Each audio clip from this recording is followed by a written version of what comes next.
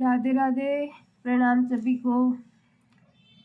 वसुदेव सुतं देवं कंस चाणूरमर्दनं देवकी परमानंदं कृष्णं वंदे जगद्गुरुं। नारायण नारायण नारायण। कल श्लोक 23 तक की चर्चा हो गई थी। अब आगे के श्लोकों की चर्चा करेंगे। अर्जुन के ऐसा कहने पर भगवान ने क्या किया, इसको संजय आगे के 2 श्लोकों में कहते हैं। संजय उवाच एवं मुक्तो ऋषिकेशो गुडाकेशेन भारत सेनयोरुभयोर्मध्ये स्थापयित्वा रथोत्तमम् भीष्मद्रोण प्रमुखतः सर्वेषां च महीक्षिताम् उवाच पार्थ पश्येतान् संवेतान् कुरुनिति। व्याख्या। गुडाकेशेन। गुडाकेश शब्द के 2 अर्थ होते हैं। पहला गुड़ा, गुड़ा नाम मुड़े हुए का है और केश नाम बालों का है। जिसके सिर के बाल मुड़े हुए अर्थात घुंघराले हैं, उसका नाम गुड़ाकेश है। और दूसरा गुड़ा का नाम निद्रा का है और ईश नाम स्वामी का है। जो निद्रा का स्वामी है अर्थात निद्रा ले चाहे ना ले, ऐसा जिसका निद्रा पर अधिकार है, उसका नाम गुड़ाकेश है। अर्जुन के केश घुंघराले थे और उनका निद्रा पर आधिपत्य था, अतः उनको गुड़ाकेश कहा गया है।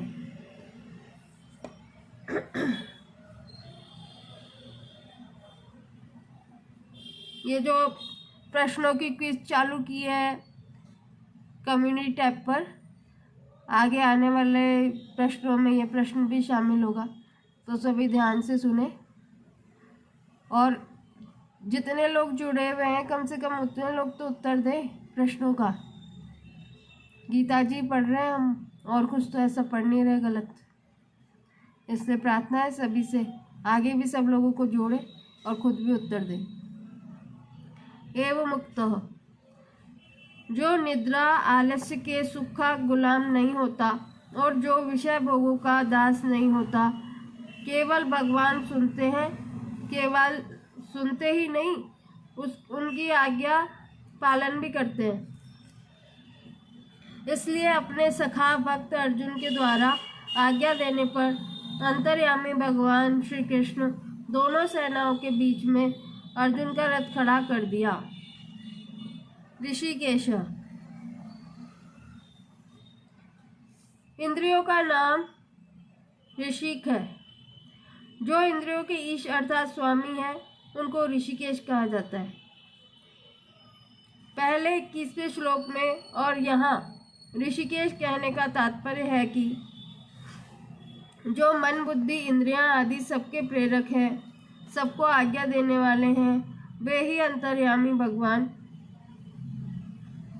यहाँ अर्जुन की आज्ञा का पालन करने वाले बन गए हैं। वह उनकी अर्जुन पर कितनी अधिक कृपा है। सैनी और उभयोर मध्य स्थापित्वा रथोत्तम। दोनों सेनाओं के बीच में जहाँ खाली जगह थी, वहाँ भगवान ने अर्जुन के श्रेष्ठ रथ को खड़ा कर दिया। भीष्म द्रोण प्रमुखतः सर्वेषां च महीक्षिताम्। उस रथ को भी भगवान ने विलक्षण चतुराई से ऐसी जगह खड़ा किया जहाँ से अर्जुन को कौटुंबिक संबंध वाले पितामह भीष्म, विद्या के संबंध वाले आचार्य द्रोण एवं कौरव सेना के मुख्य राजा लोग सामने दिखाई दे सके। उवाच पार्थ पश्येतान् संवेतान् कुरुनिति। कुरु पद में धृतराष्ट्र के पुत्र और पांडु के पुत्र ये दोनों आ जाते हैं, क्योंकि ये दोनों ही कुरुवंशी हैं।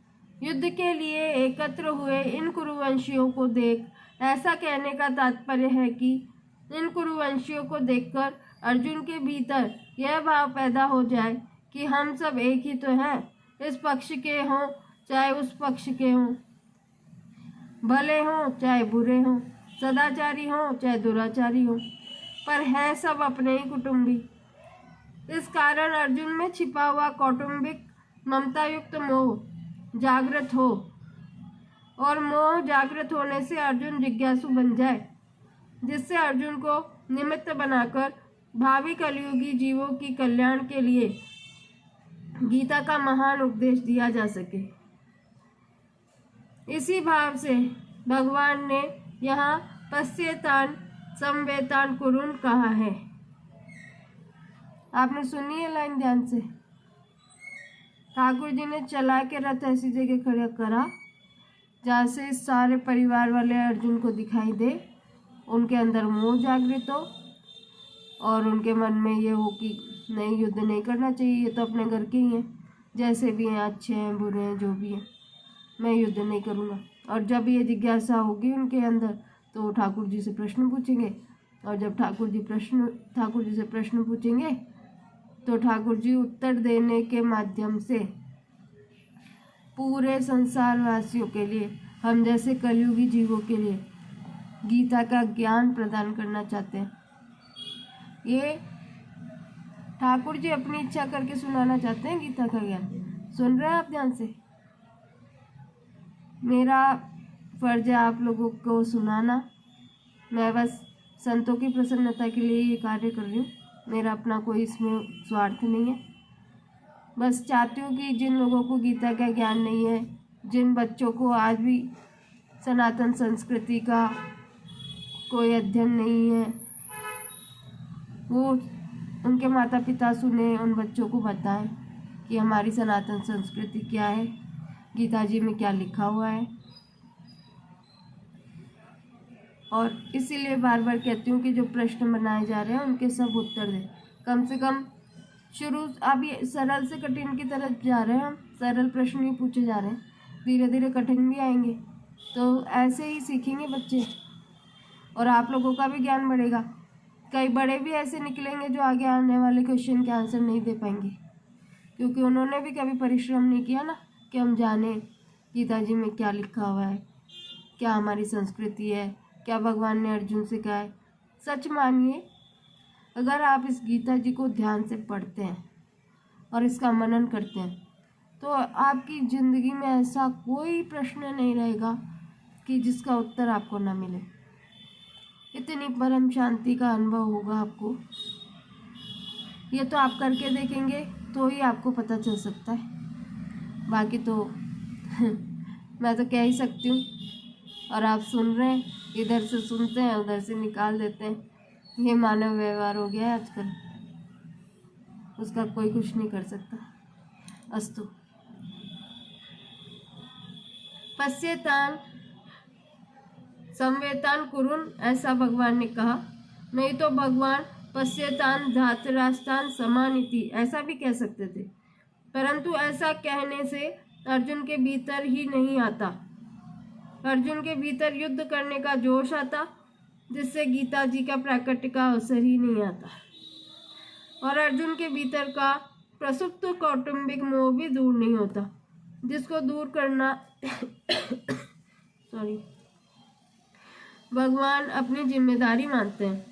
जैसे कोई फोड़ा हो जाता है तो वैद्य लोग पहले उसको पकाने की चेष्टा करते हैं, और जब वह पक जाता है तो उसको चीरा देकर साफ कर देते हैं। ऐसे ही भगवान भक्त के भीतर छिपे हुए मोह को पहले जागृत करके फिर उसको मिटाते। यहाँ भी भगवान अर्जुन के भीतर छुपे हुए मोह को कुरुन पश्य कहकर जागृत कर रहे हैं, जिसको आगे उपदेश देकर नष्ट कर देंगे।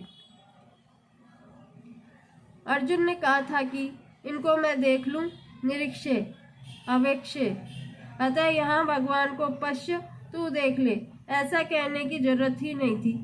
भगवान को तो केवल रथ खड़ा कर देना चाहिए था, परंतु भगवान ने रथ खड़ा करके अर्जुन के मोह को जागृत करने के लिए कुरुन पश्य, इन कुरुवंशियों को देख ऐसा कहा है। कौटुंबिक स्नेह और भगवत प्रेम, इन दोनों में बहुत अंतर है।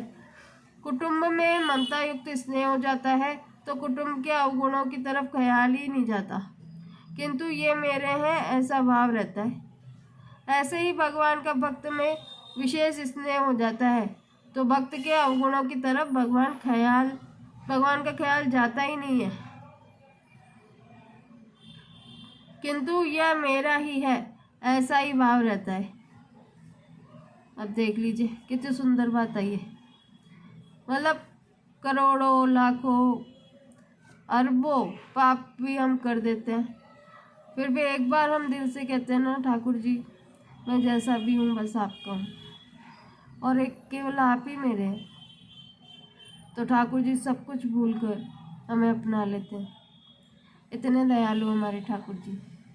और संसार के लिए आप कितना भी अच्छे से अच्छा करेंगे, जान झोंक देंगे अपनी उनके लिए कि तू मर रहा है तो तू मत मर, तेरी जगह मैं मर जाता हूँ, इतना भी कर देंगे ना, तो भी वो कहेंगे अरे क्या हो गया, कौन सा बड़ा काम कर दिया। रिश्तेदारी में अपनेपन में ऐसा तो हर कोई कर देता है। यही शब्द आपको उत्तर में मिलेंगे, करके देख लीजिए।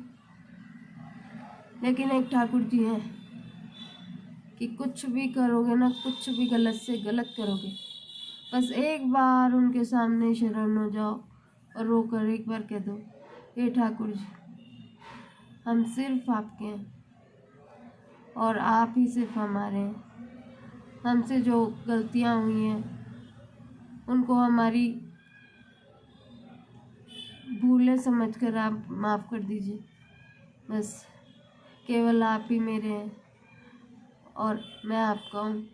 हे नाथ, हे मेरे नाथ, मैं आपको कभी भूलूँ नहीं। ये एक मंत्र है महाराज जी का दिया हुआ। स्वामी जी महाराज कहते थे हर थोड़ी थोड़ी देर में इस मंत्र को उच्चारण करना चाहिए, ठाकुर जी के सामने मन में करना चाहिए। उससे क्या होगा, ठाकुर जी को भूलेंगे नहीं आप, और जब ठाकुर जी याद रहेंगे हमेशा तो बाकी किसी को याद करने की जरूरत ही नहीं पड़ेगी। अस्तु। कौटुंबिक स्नेह में क्रिया तथा पदार्थ शरीर आदि की और भगवत प्रेम में भाव की मुख्यता रहती है। कौटुंबिक स्नेह में मूढ़ता मोह की और भगवत प्रेम में आत्मीयता की मुख्यता रहती है। कौटुंबिक स्नेह में अंधेरा और भगवत प्रेम में प्रकाश रहता है।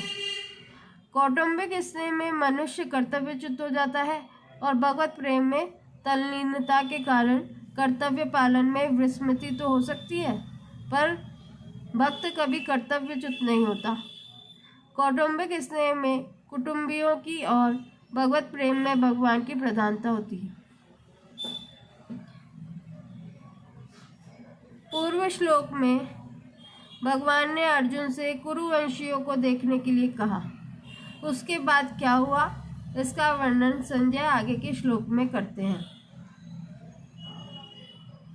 तत्रा पश्यति स्थितान् पार्थ पितॄन् पितामहान् आचार्यान् मातुलान् भ्रातॄन् पुत्रान् पौत्रान् सखींस्तथा श्वशुरान् सुहृदश्चैव सेनयोरुभयोरपि।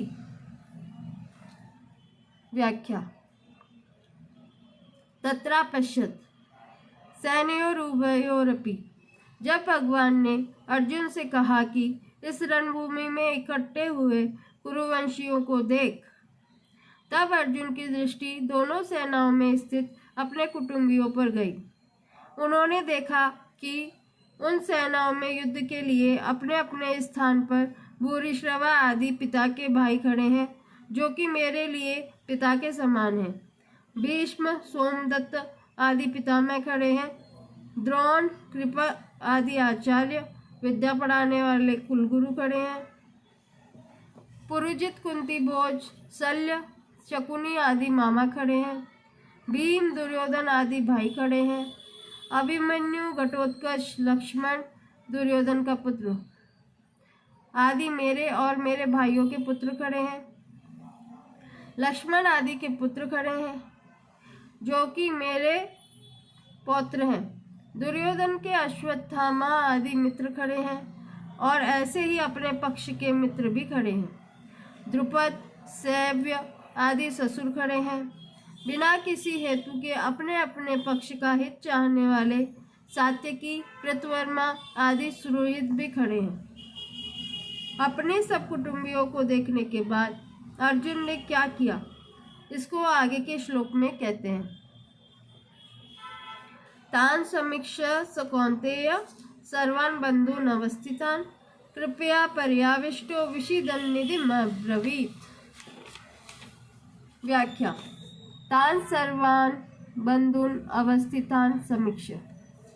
पूर्व श्लोक के अनुसार अर्जुन जिनको देख चुके हैं उनके अतिरिक्त अर्जुन ने वाहनिक आदि प्रपितामह, धृष्टद्युम्न, शिखंडी, सुरथ आदि साले, जयद्रथ आदि बहनोई तथा अन्य कई संबंधियों को दोनों सेनाओं में स्थित देखा।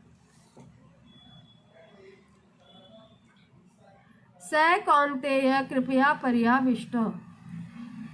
इन पदों में स कौन्तेय कहने का तात्पर्य है कि माता कुंती ने जिनको युद्ध करने के लिए संदेश भेजा था और जिन्होंने शूरवीरता में आकर मेरे साथ दो हाथ करने वाले कौन हैं, ऐसे मुख्य मुख्य योद्धाओं को देखने के लिए भगवान श्री कृष्ण को दोनों सेनाओं के बीच में रथ खड़ा करने की आज्ञा दी थी, वे ही कुंती नंदन अर्जुन अत्यंत कायरता से युक्त हो जाते हैं। दोनों ही सेनाओं में जन्म के और विद्या के संबंधी देखने से अर्जुन के मन में यह विचार आया कि युद्ध में चाहे इस पक्ष के लोग मरे चाहे उस पक्ष के लोग मरे, नुकसान तो हमारा ही होगा, कुल तो हमारा ही नष्ट होगा, संबंधी तो हमारे ही मारे जाएंगे। ऐसा विचार आने से अर्जुन की युद्ध की इच्छा तो मिट गई और भीतर में कायरता आ गई। इस कायरता को भगवान ने आगे कश्मलम तथा हृदय दौर्बल्यम कहा है और अर्जुन ने कार्पण्य दोषों प्रहत स्वभाव कहकर इसको स्वीकार भी किया है। अर्जुन कायरता से आविष्ट हुए हैं कृपयाविष्ट। इससे सिद्ध होता है कि यह कायरता पहले नहीं थी, प्रत्युत अभी आई है, अतः यह आगंतुक दोष है। आगंतुक होने से यह ठहरेगी नहीं, परंतु शूरवीरता अर्जुन में स्वाभाविक है, अतः वह तो रहेगी ही। अत्यंत कायरता क्या है? बिना किसी कारण निंदा, तिरस्कार, अपमान करने वाले, दुख देने वाले, वैरभाव रखने वाले, नाश करने की चेष्टा करने वाले दुर्योधन, दुशासन, शकुनी आदि को अपने सामने युद्ध करने के लिए खड़े देखकर भी उनको मारने का विचार न होना, उनका नाश करने का उद्योग न करना, यह अत्यंत कायरता रूप दोष है। यहाँ अर्जुन को कायरता रूप दोष ने ऐसा घेर लिया है कि जो अर्जुन आदि का अनिष्ट चाहने वाले और समय समय पर अनिष्ट करने का उद्योग करने वाले हैं, उन अधर्मियों पापियों पर भी अर्जुन को करुणा आ रही है। पहले अध्याय का 35वां और 46वां श्लोक। और वे क्षत्रिय के कर्तव्य रूप अपने धर्म से च्युत हो रहे हैं। विषीदन्निधम् अब्रवीत्। युद्ध के परिणाम में कुटुंब की, कुल की, देश की क्या दशा होगी, इसको लेकर अर्जुन बहुत दुखी हो रहे हैं और उस अवस्था में वे ये वचन बोलते हैं जिसका वर्णन आगे के श्लोकों में किया गया है।